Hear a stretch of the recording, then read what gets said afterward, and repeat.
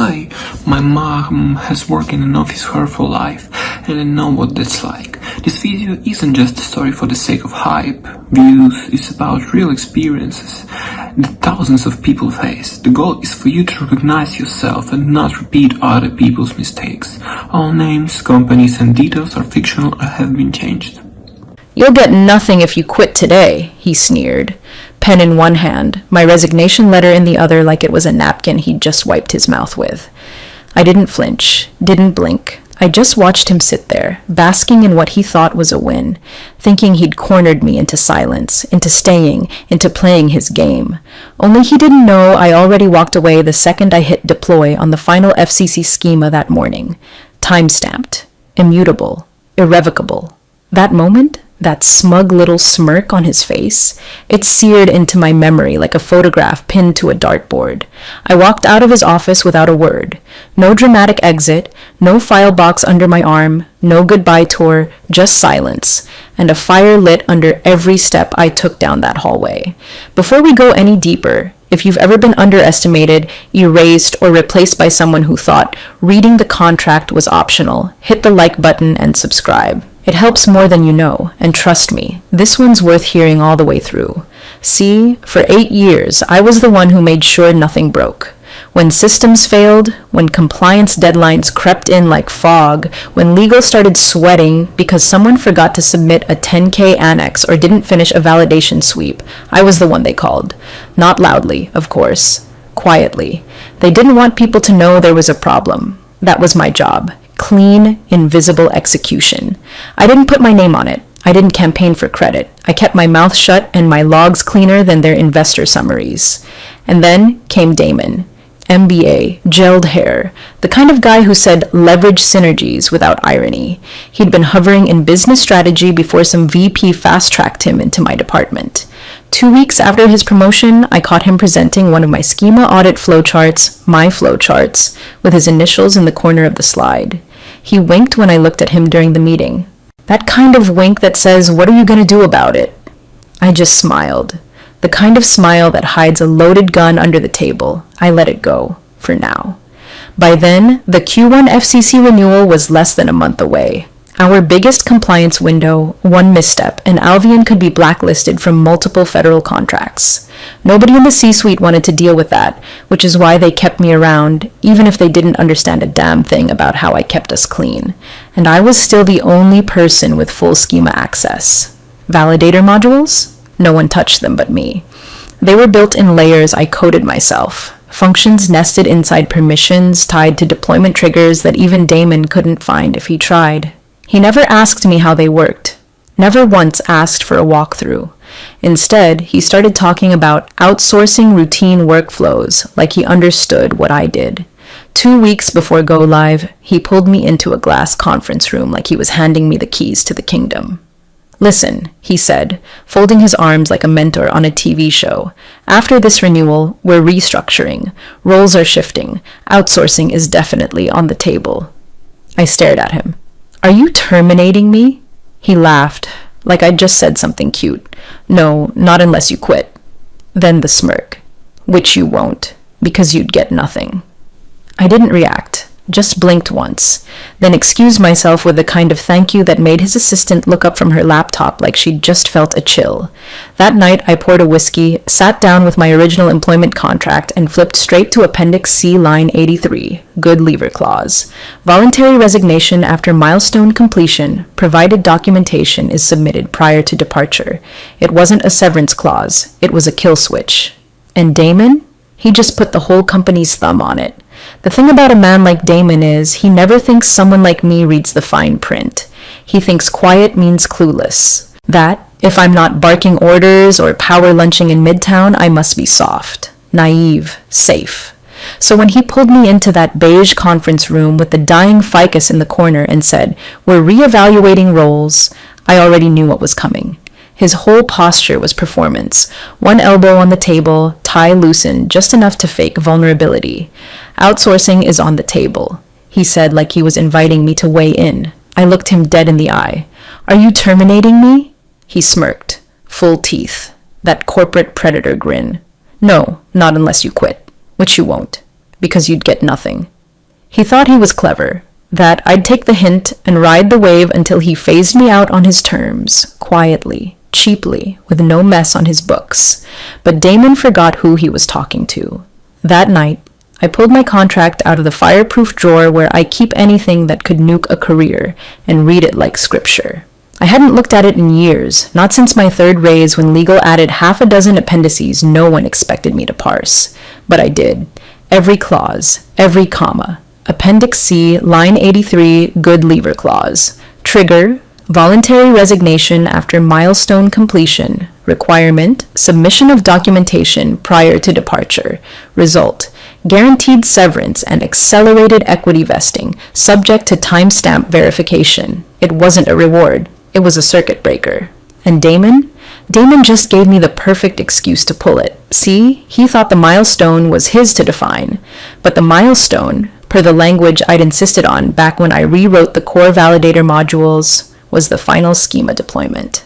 The exact second the FCC renewal modules went live and were confirmed via the audit dashboard. I didn't need permission. I needed precision. He had no idea how tightly I'd woven the validator triggers into the operational stack. No clue that I'd tied the deployment timestamp to an immutable logging system that fed into legal's quarterly compliance snapshot. If I played it exactly right, resignation ready, documentation sealed, badge turned in immediately after the final push, then everything Damon thought he'd threatened me with would flip. Nothing became everything. And the best part? He'd already said the quiet part out loud. Not unless you quit. Perfect. Let the countdown begin. The air in the office was still stale from last night's HVAC hiccup when I pushed the final schema at 6:32 a.m. sharp. The deployment went live without a flicker. Validators humming clean, compliance nodes updating in real time across the dashboard like synchronized dancers. I didn't even smile. Just logged the completion, tagged legal and audit, and saved the final validator hash to my offline archive. Time-stamped. Immutable. The kind of proof even Damon's ego couldn't weasel around. The building was still half asleep when I walked to the printer.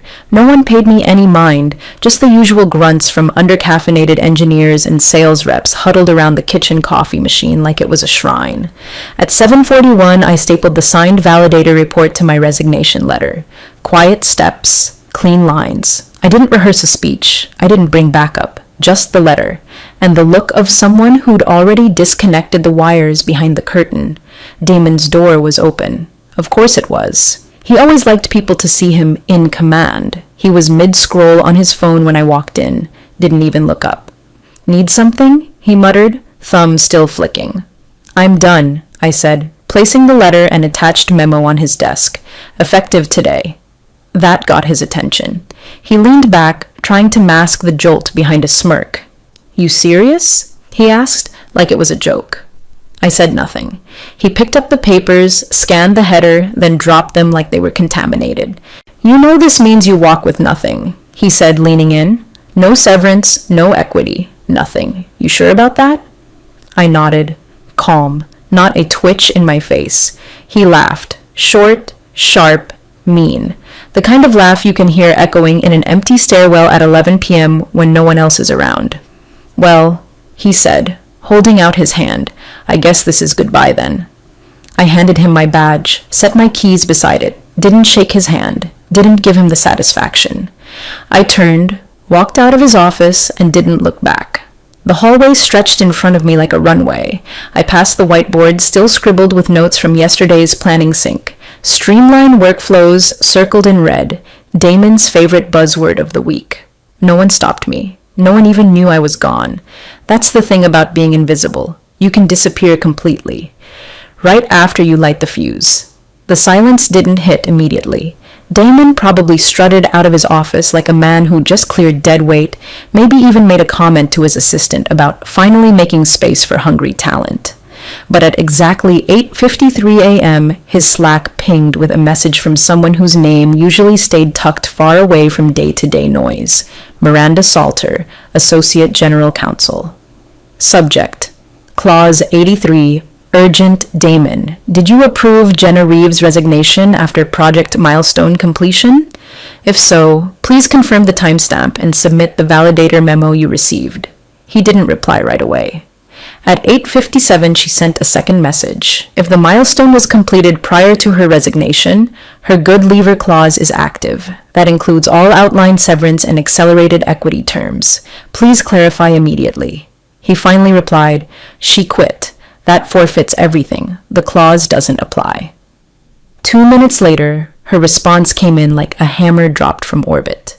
Incorrect. Per Appendix C, line 83, good leaver clause is contingent on resignation occurring after milestone confirmation.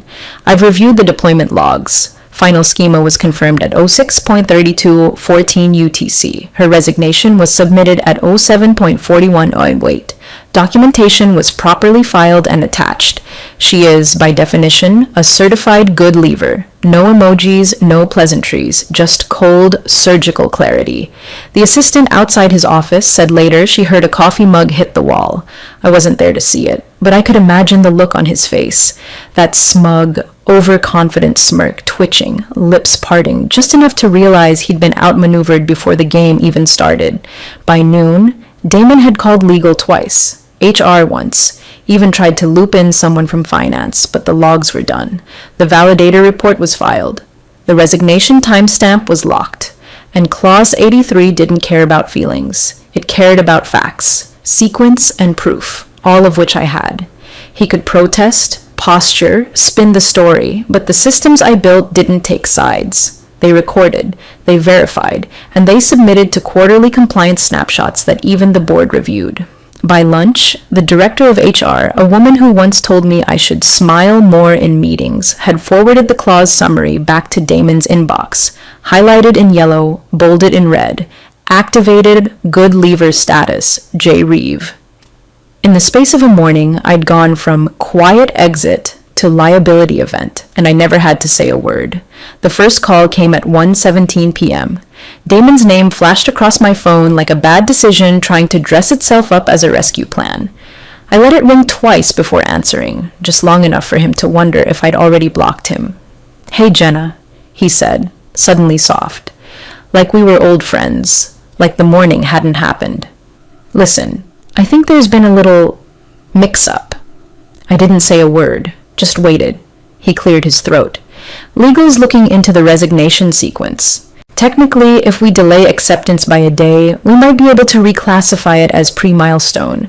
That way we can avoid some unnecessary complications." Unnecessary complications. The man had weaponized my silence for years, and now he wanted mercy hidden in a calendar trick. "I'm afraid that won't be possible," I said calmly.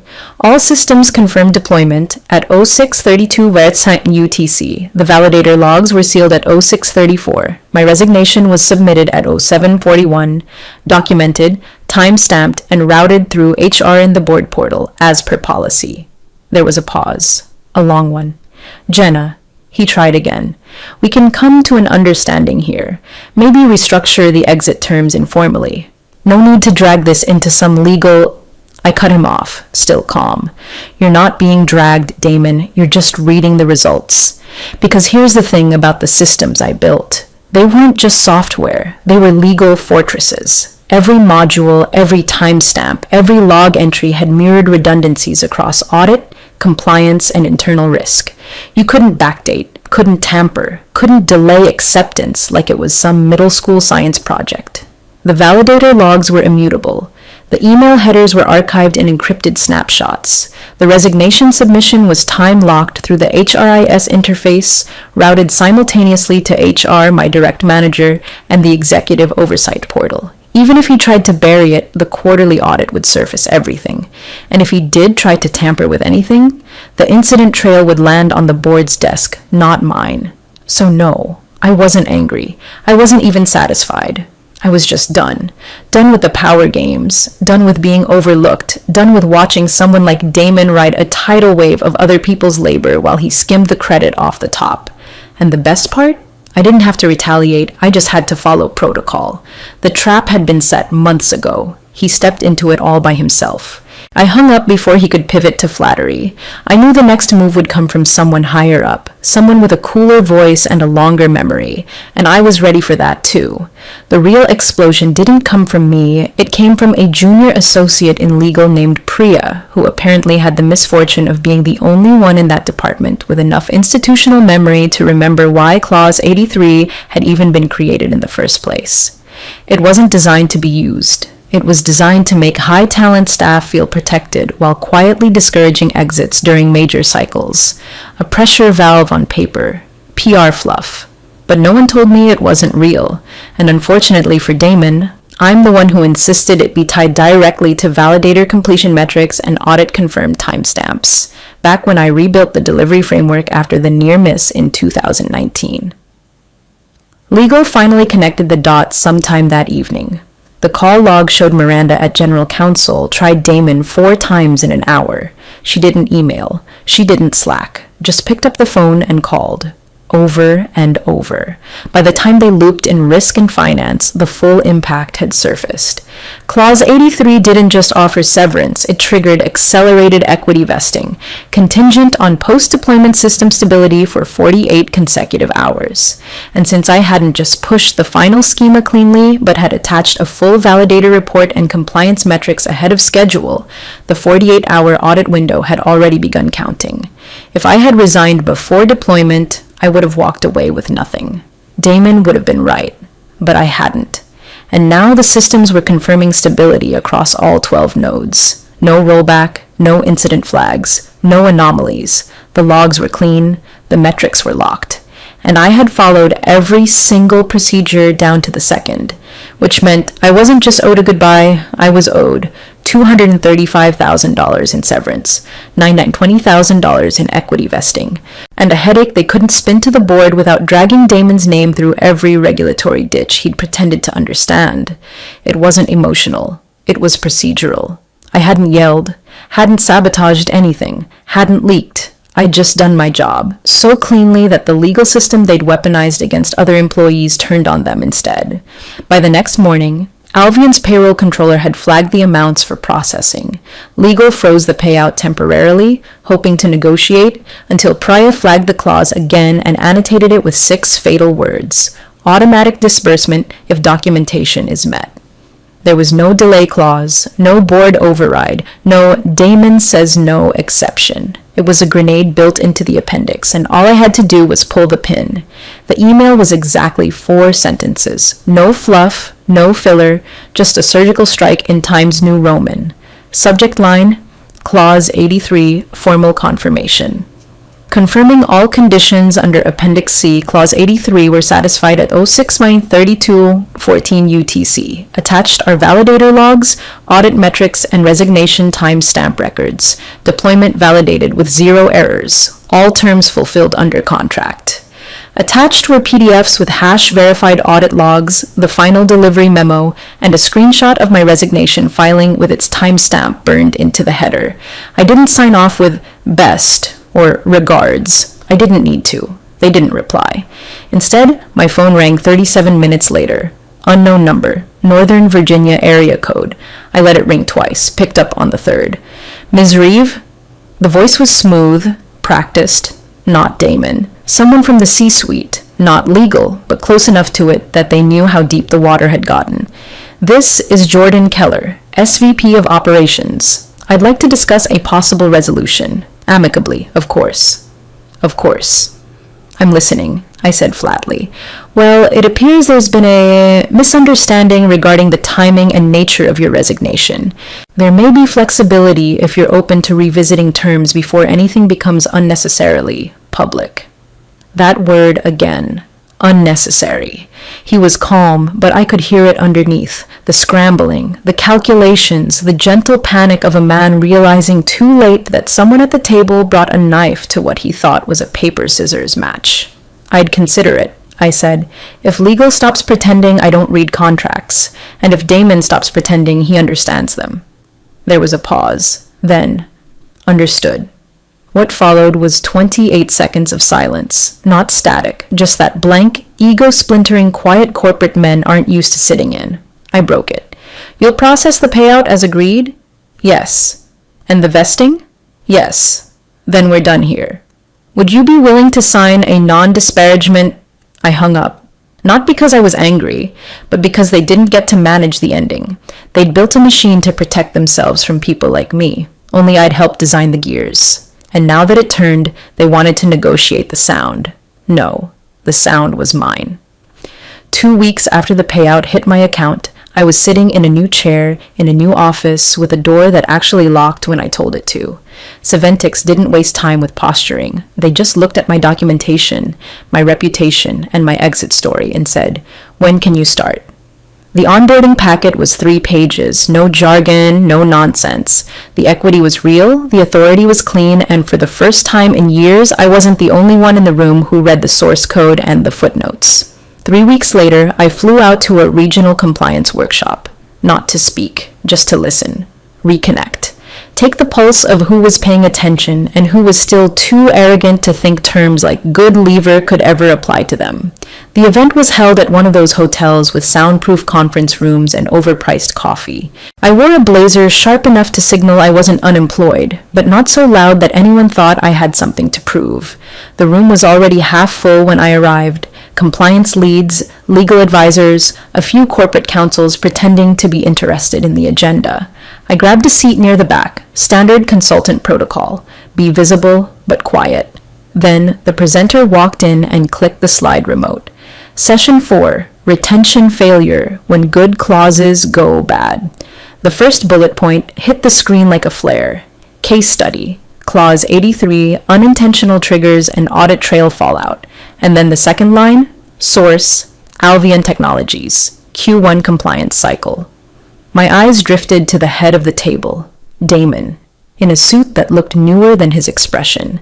Next to him, Alvian's CIO, jaw clenched so tight I could see the muscle twitch from 30 feet away. They hadn't seen me yet, but I saw everything. The presenter, an external counsel from one of the Big Four advisory firms, began walking the room through the timeline. Deployment triggers, timestamps, legal language, immutable logs. It's a textbook case of assumed compliance immunity, she said. They believe the resignation would void contractual obligations, not realizing their own systems, confirmed milestone completion prior to submission. Every head in the room turned as she said the words. The employee followed protocol perfectly. No emotion, no breach, just precision. The trap wasn't set by revenge, it was set by policy. I watched Damon try not to squirm. The CIO whispered something. Damon nodded, then looked down. And that was the moment. Not the payout, not the phone call from Jordan. This, watching a room full of professionals take my silence and turn it into doctrine. I didn't speak. I didn't raise my hand. I didn't gloat. But as they dissected every procedural misstep Damon made like it was a failed dissection lab, I sat still, sipping hotel coffee, letting the room do what I never needed to. Teach them. Because now I wasn't the warning shot. I was the syllabus. 3 months later, a quiet amendment slipped through Alvian's internal legal portal. No press release, no department-wide memo, just a one-page update quietly stripping Clause 83 from all executive contracts moving forward. They buried it between 2 bulletins about VPN credential rotation and hybrid work policies. No one outside of legal even noticed, but I did. I'd set a Google alert on the phrase Appendix C, line 83 weeks ago, just in case they tried to rewrite history without leaving a fingerprint. And there it was, right next to a timestamp that confirmed the decision had come directly from board counsel, not Damon. Clause 83 was gone, but I wasn't. The severance had already hit my account in a clean batch transfer. No holdups, no legal noise. The equity vesting confirmation followed 1 week later. I didn't even need to log in to verify it. Saventics' CFO called me personally and said, "You're fully vested. It's done." And then came the project. A $17 million federal bid, one Alvian had been quietly grooming for 2 years. I'd helped design the original compliance framework back when they were still trying to break into government contracts. Now, Saventics held the pen, and they listed me by name as the lead architect on the bid response. My framework, my schema, my delivery roadmap. The bid went out under a banner that didn't carry Damon's initials. And I never raised my voice, never threatened, never posted a single thing about it on LinkedIn. There was no victory speech, just a line in a final report. Proposed compliance delivery to be overseen by Jenna Reeve, Senior Systems Architect. That was it. No revenge, no drama, no fireworks, just the long, deliberate sound of a door closing behind me, while another one opened, bigger and quieter than the first. I didn't need applause. I had something better. Their silence. And a contract that did exactly what it promised, if you read it carefully enough.